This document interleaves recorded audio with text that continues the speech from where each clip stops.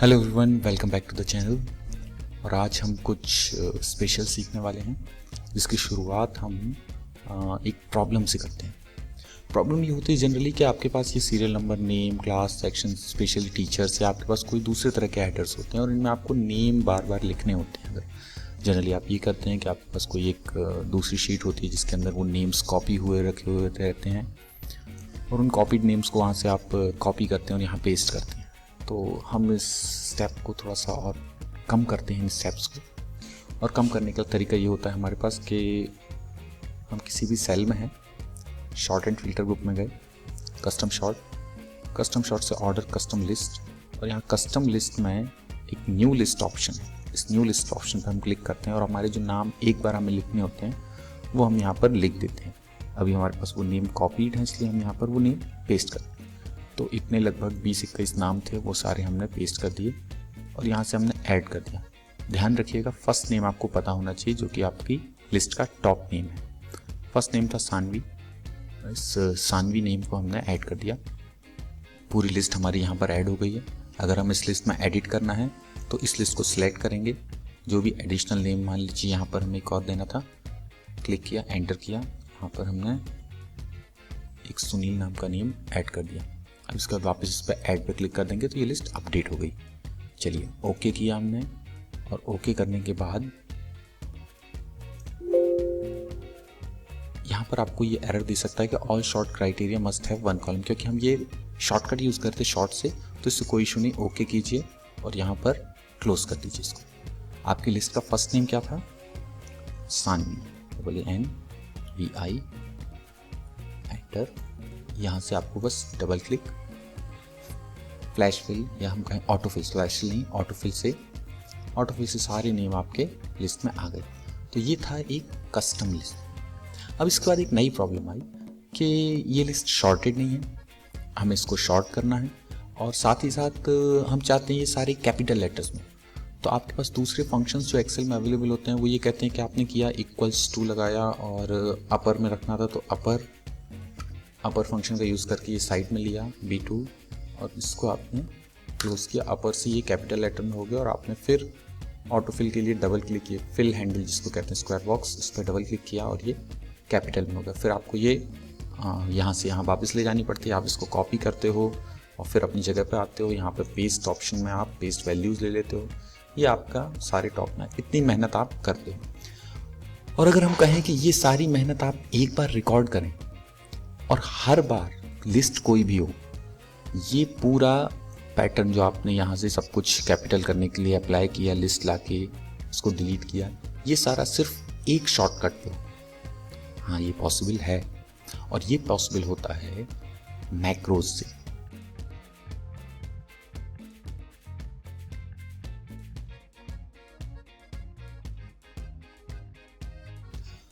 Macro Excel में कुछ series of instructions होते हैं जो कि एक कोड के फॉर्म में होते हैं, जिनकी मदद से हम जो मैनुअल टास्क, जो रिपीटेटिव टास्क होते हैं, उनको ऑटोमेट करते हैं।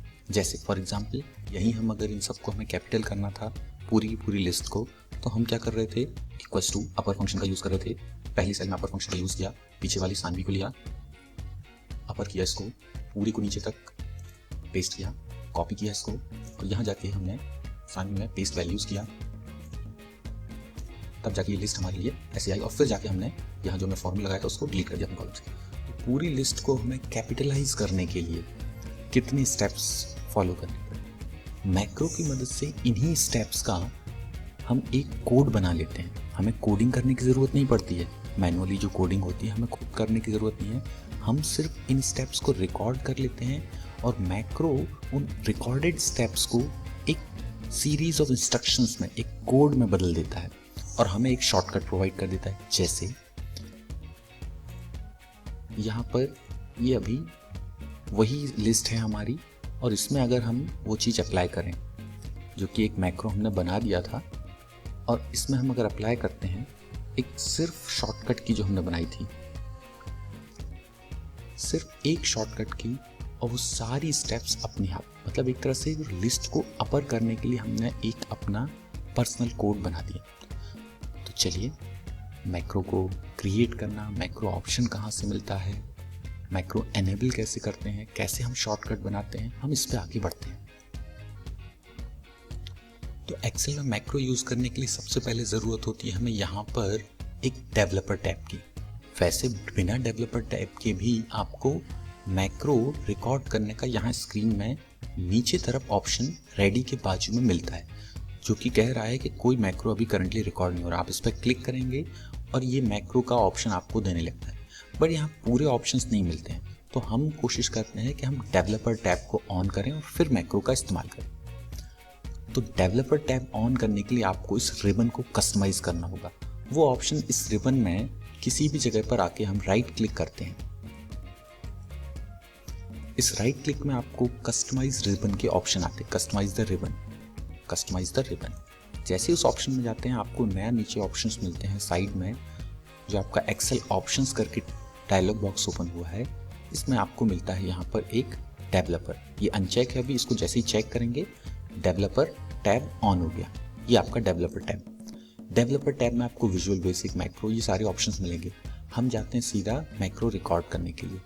मैक्रो रिकॉर्ड करते टाइम में आप ध्यान रखिएगा अभी कि आपको ये यूज रिलेटिव रेफरेंसिंग, ये ऑप्शन ऑन रखना है। इसको हम आगे डिस्कस करेंगे क्यों ऑन रखना चाहिए।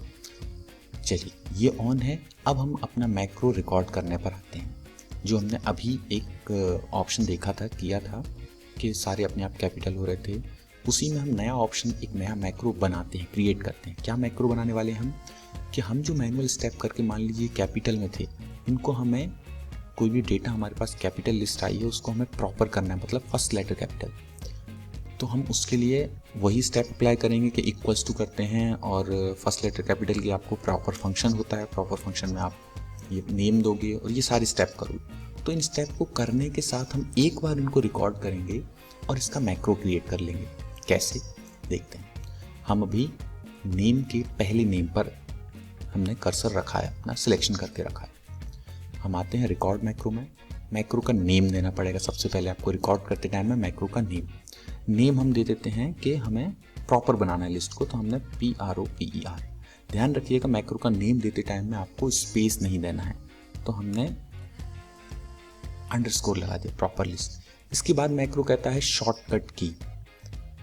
मैक्रो जैसे ही शॉर्टकट की मांगता है तो वो कहता है आप एक शॉर्टकट की जो बनाना चाहते हो, आप जो रिकॉर्ड करोगे उसके लिए एक शॉर्टकट की चाहिए।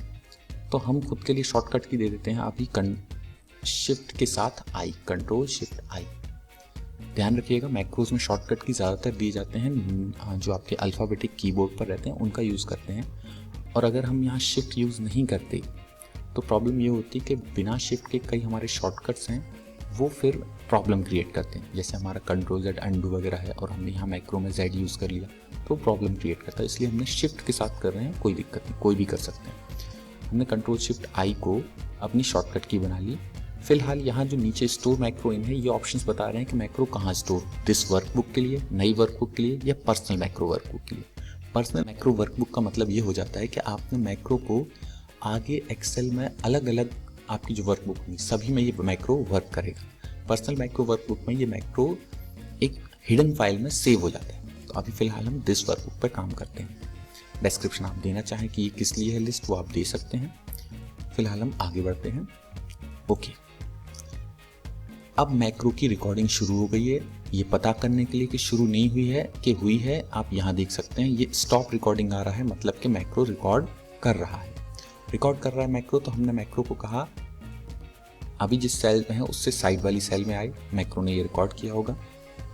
यहाँ हम अपना प्रॉपर फंक्शन चलाते हैं। प्रॉपर फंक्शन में हमें सेल लेनी है पीछे वाली, B2 लेनी है, B2 में हमने अप्लाई कर दिया, इक्वल्स टू किया, आदि प्रॉपर सेटअप में आ गया। फिल हैंडल का यूज़ करके हमने डबल क्लिक कर दिया, डबल क्लिक किया तो लिस्ट पूरी आ गई। इस लिस्ट को हमने कॉपी किया। लिस्ट को कॉपी करने के बाद हम वापस कीबोर्ड का हेल्प से साइड वाली उस पर आए और यहाँ पर सेल में आके हमने होम में जाके पेस्ट और यहाँ पेस्ट वैल्यूज़ कर दिया। यहाँ वो लिस्ट हमने कन्वर्ट की प्रॉपर में, पेस्ट वैल्यूज़ की, और फिर से हम साइड वाले इसमें वापस आए। ध्यान रखिएगा हम कीबोर्ड का यूज़ कर रहे हैं और कंट्रोल शिफ्ट से हमने सिलेक्शन नीचे तक किया।